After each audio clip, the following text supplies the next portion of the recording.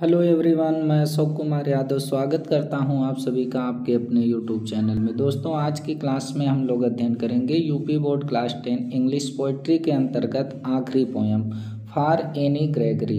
इस पोयम का जो स्टेंजा बेस्ड क्वेश्चन आंसर है बहुत ही इम्पोर्टेंट है, तो इसी का आज हम लोग अध्ययन करेंगे। और आप लोगों को ये पता होगा कि ये पोयम जो है किसके द्वारा कंपोज्ड की गई है। W.B. किट्स के द्वारा ये पोयम कंपोज्ड की गई है। और इस पोयम में जो एनी ग्रेगरी नाम की लड़की है, उस लड़की से बातचीत होती है पोएट की। स्पष्ट तो नहीं है कि किससे बात होती है, लेकिन अधिकांश चांस है कि वह बात जो है पोएट से होती है। तो एनी ग्रेगरी इस पोयम में चाहती ये है कि उसका जो प्रेमी है वह उससे उसकी आंतरिक गुणों से प्रेम करे, न कि उसके बाह्य सुंदरता से।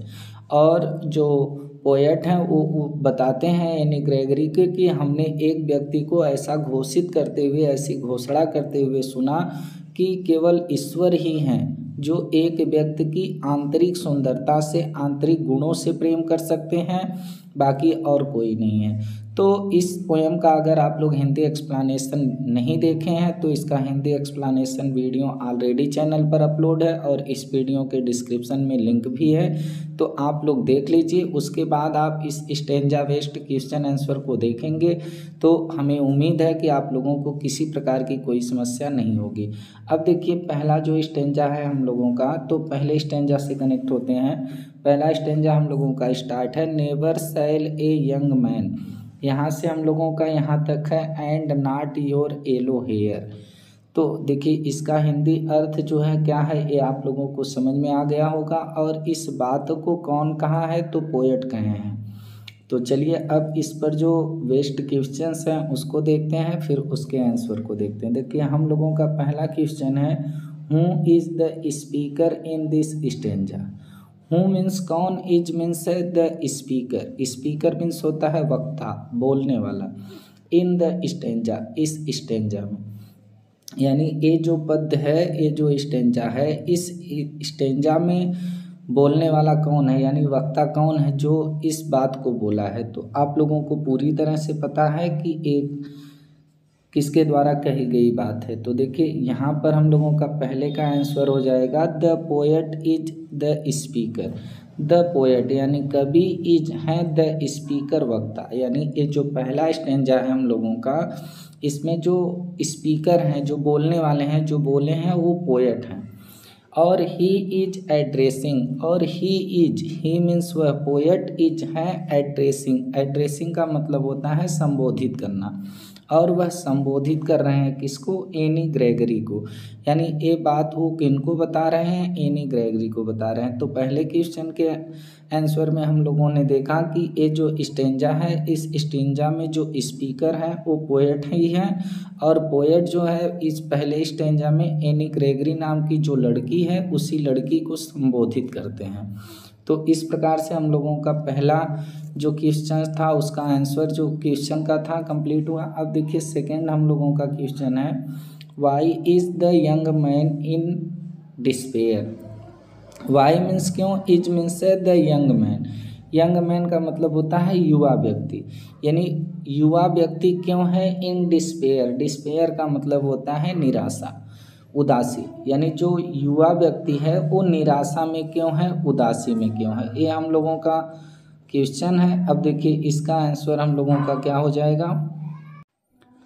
अब देखिए, सेकंड क्वेश्चन का हम लोगों का आंसर है the young man. Young man means युवा व्यक्ति। Is the lover of any. Is है द लवर, लवर मीन्स होता है प्रेमी, ऑफ एनी, एनी का। यानी जो युवा व्यक्ति है वह एनी ग्रेगरी का लवर है। और ही इज इन डिस्पेयर, और ही इज वह है इन डिस्पेयर। डिस्पेयर मीन्स होता है निराशा, उदासी। और जो एनी का लवर है वह युवा व्यक्ति, वह निराशा में है, बिकॉज क्योंकि सी हैज सीन, वह देख चुका है, वह देखा है the white hair. White hair का मतलब सफ़ेद बाल, वह सफ़ेद बाल को देखा है of his beloved. Beloved means होता है प्रेमिका या अपनी प्रिया का भी कह सकते हैं। तो वह अपनी प्रिया या अपनी प्रेमिका का जो है सफ़ेद बाल को देख चुका है, इसलिए वह सफ़ेद बाल को देखकर निराशा में है। तो यहाँ से इस चीज़ का स्पष्टीकरण होता है कि जो युवा व्यक्ति एनी ग्रेगरी का लवर है वह निराशा में है, क्योंकि वह एनी ग्रेगरी के जो है सफ़ेद बालों को देख लिया है। तो यहाँ से ये चीज़ स्पष्ट होता है कि वह एनी ग्रेगरी के आंतरिक गुणों से नहीं बल्कि एनी ग्रेगरी की जो बाह्य सुंदरता होती है उससे प्रेम करता है।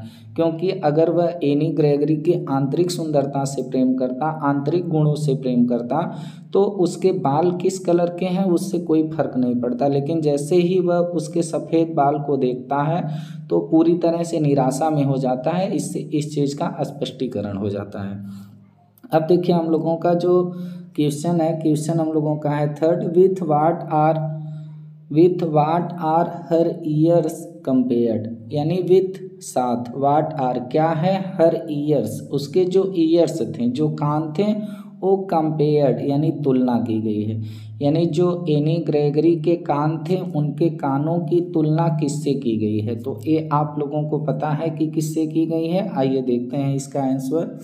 हर ईयर्स यानी उसके जो ईयर्स थे, जो उसके कान थे, आर कंपेयर्ड, देखिए यहाँ पर कंपोज्ड दे दिया है, ये मिस से आप लोग इसको कंपेयर्ड बना लीजिएगा, ये आप लोगों का गलत है।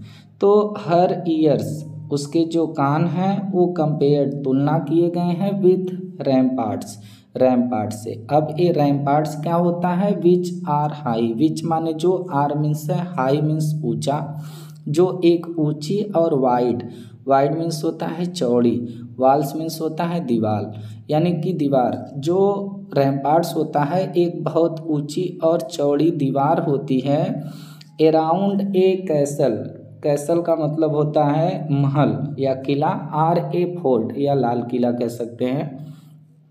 यानी कि यहाँ पर जो रैम्पार्ट्स होता है, रैम्पार्ट से उसके कान की तुलना की गई है एनी ग्रेगरी के।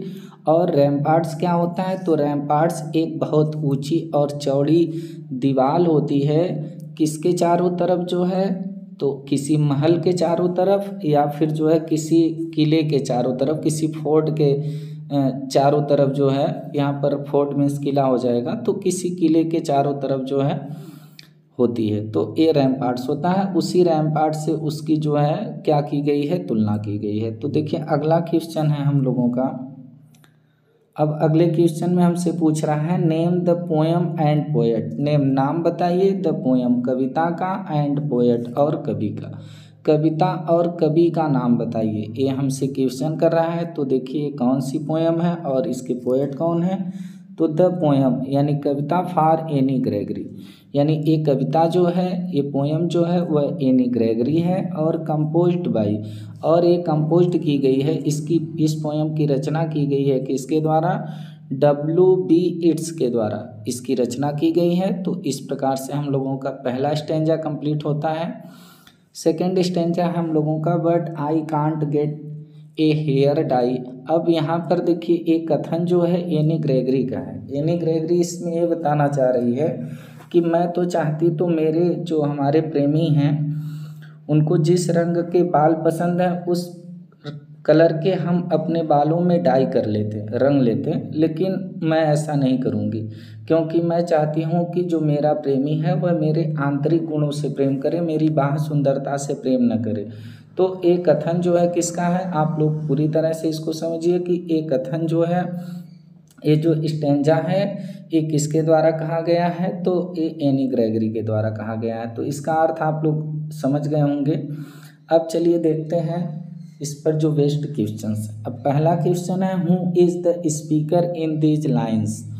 हु इज, हु मीन्स कौन, is means the speaker, speaker means होता है वक्ता, in these line, in these line, इन लाइनों में, इन पंक्तियों में स्पीकर कौन है, यानी कि इन लाइनों को बोला कौन है, वक्ता कौन है।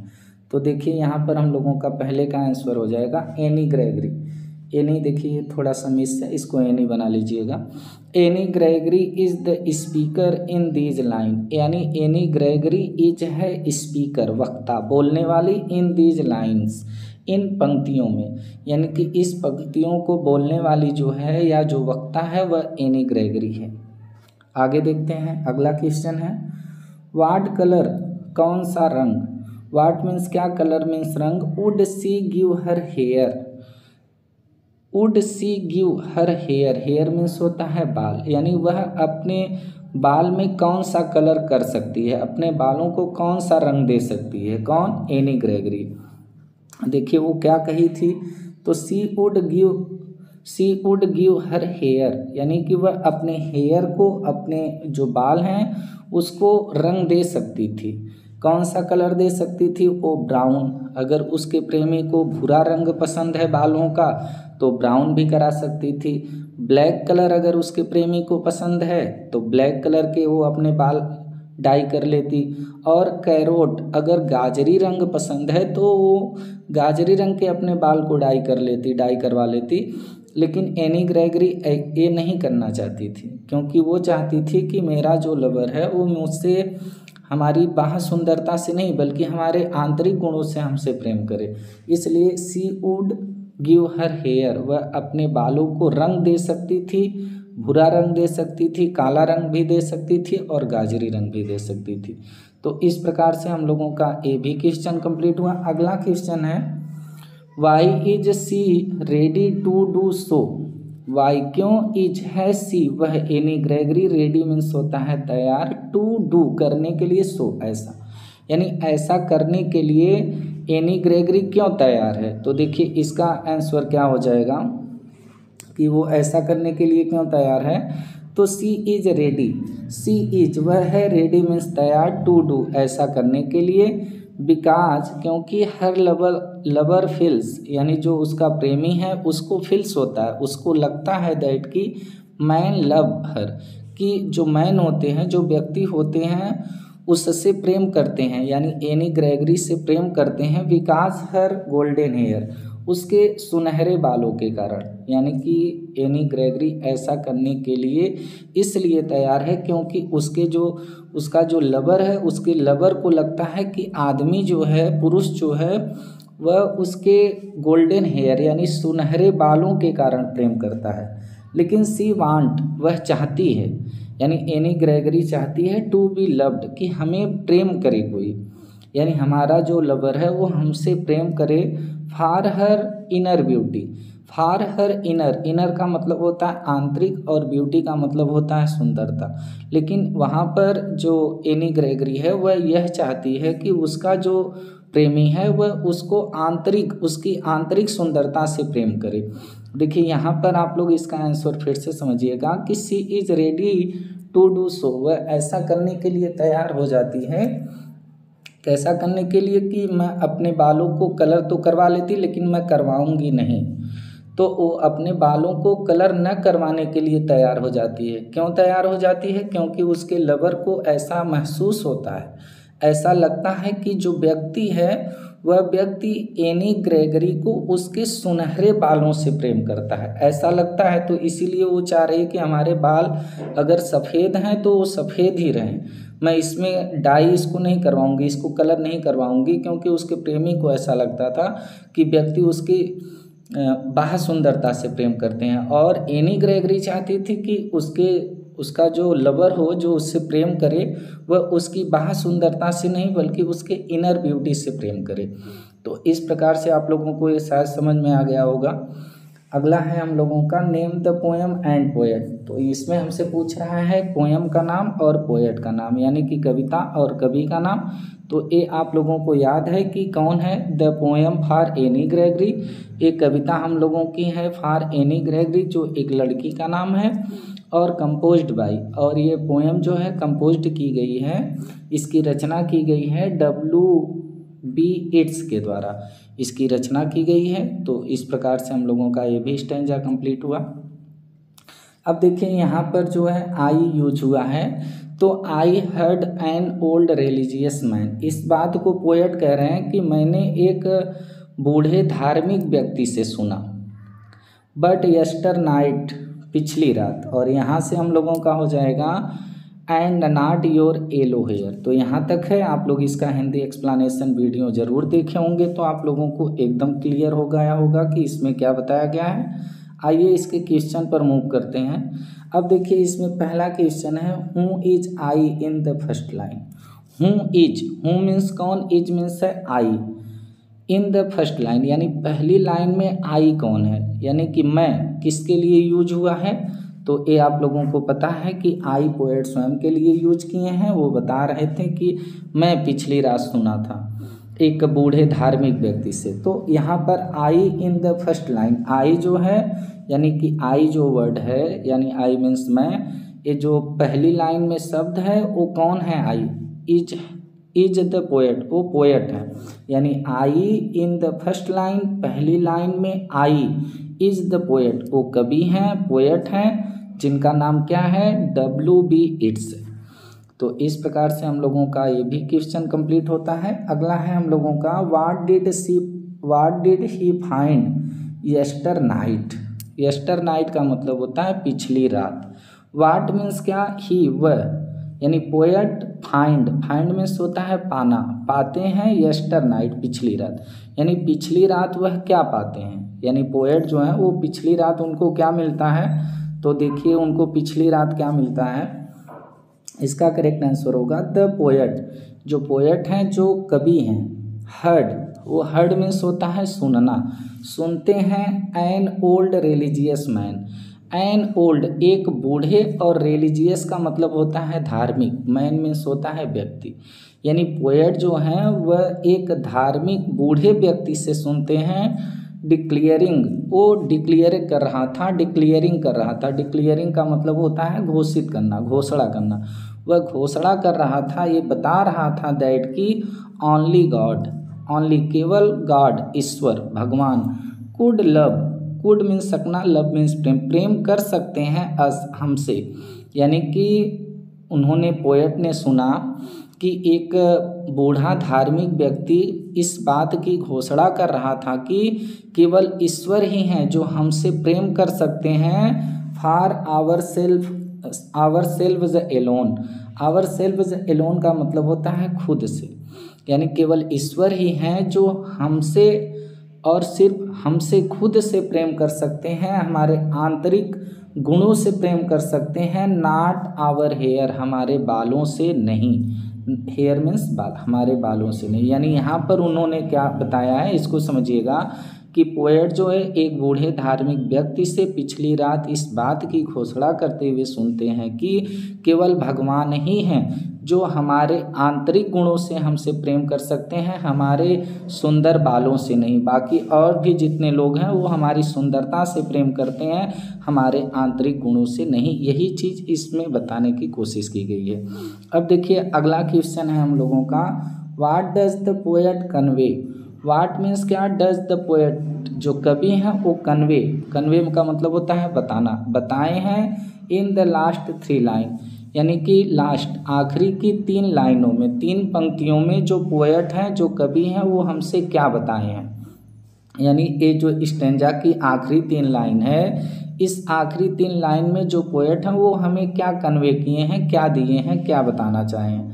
तो देखिए यहाँ पर हम लोगों का क्या है कि the poet conveys, the poet यानी जो कवि हैं वो कन्वे करते हैं, बताते हैं हमको दैट की ह्यूमन बीइंग्स, जो मानव है, जो मनुष्य है, यानी जो पोएट है वह हमें बताते हैं कि जो ह्यूमन बीइंग्स है यानी मनुष्य है, आर इनकैपेबल, वह इनकैपेबल है। इनकैपेबल का मतलब असमर्थ, यानी कि पोएट हमें यह बताने की कोशिश किए हैं 3 लाइनों में कि जो मनुष्य है वह असमर्थ है।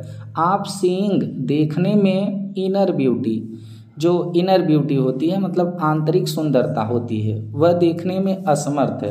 यानी यहाँ पर इस बात को बताया गया है कि जो पोएट हैं वह यह बताते हैं कि मनुष्य जो है वह मनुष्य के आंतरिक गुणों को देखने में असमर्थ होता है, वह तुरंत उसके बाह्य सुंदरता को देखता है और उससे प्रेम कर लेता है। और यहाँ पर इसी चीज़ को बताया गया। और दे लव समवन, और दे मीन्स वे लव, प्रेम कर लेते हैं, समवन किसी से भी, only for the external beauty, only केवल फॉर द एक्सटर्नल, एक्सटर्नल का मतलब होता है बाहरी, ब्यूटी मीन्स होता है सुंदरता, और वह व्यक्ति के या किसी भी के बाहरी सुंदरता को देख करके उससे प्रेम कर लेता है। ओनली गॉड, केवल ईश्वर, केवल भगवान कैन लव, प्रेम कर सकते हैं, समवन, किसी से, फॉर द इनर ब्यूटी, आंतरिक सुंदरता के कारण। इनर ब्यूटी का मतलब होगा आंतरिक सुंदरता। अब देखिए इसके आंसर में हम लोगों ने देखा कि द पोएट कन्वेज दैट, जो पोएट है, कवि है, वह यह बताना चाह रहे हैं कि जो मनुष्य है वह व्यक्ति के आंतरिक गुणों को देखने में असमर्थ है, और वो क्या करता है कि बाह्य सुंदरता को देखकर किसी से भी प्रेम कर लेता है, लेकिन ईश्वर ही एक ऐसे हैं जो व्यक्ति के आंतरिक गुणों से प्रेम करते हैं। तो इस प्रकार से हम लोगों का ये भी क्वेश्चन कंप्लीट होता है। अगला है name the poem and poet. अब इसमें पूछ रहा है कि नेम, नाम बताइए, पोयम कविता का, एंड पोएट और कवि का। तो देखिए यहाँ पर हम लोगों का है द पोयम, यानी ए पोयम फॉर एनी ग्रेगरी है, और कंपोज्ड, ये कंपोज्ड की गई है किसके द्वारा, W.B. येट्स के द्वारा ये पोयम कंपोज्ड की गई है। तो इस तरह से आप लोगों की ये जो पोयम थी, इस पोयम का स्टैंजा वेस्ट जो क्वेश्चंस थे और उसके आंसर थे यहीं पर कंप्लीट होते हैं। अब आप लोगों की जिम्मेदारी है कि एग्ज़ाम तक अपने इसे पूरी तरह से तैयार रखिए और अपने एग्ज़ाम को बेस्ट बनाइए। आप लोगों से फिर मुलाकात होगी किसी दूसरे चैप्टर को लेकर। तब तक के लिए नमस्कार, जय हिंद, वंदे मातरम।